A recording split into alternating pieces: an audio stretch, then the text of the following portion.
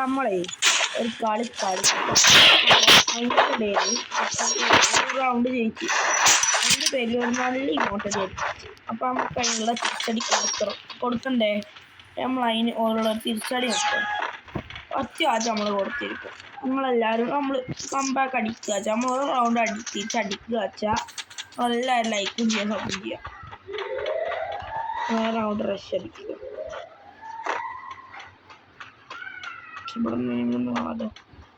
ഞാൻ ചെയ്തു അടിക്കറി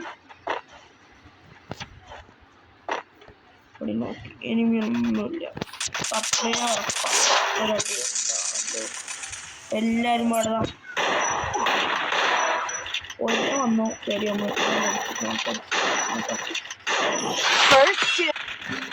ബെഡടിക്കാറിനൊക്കെ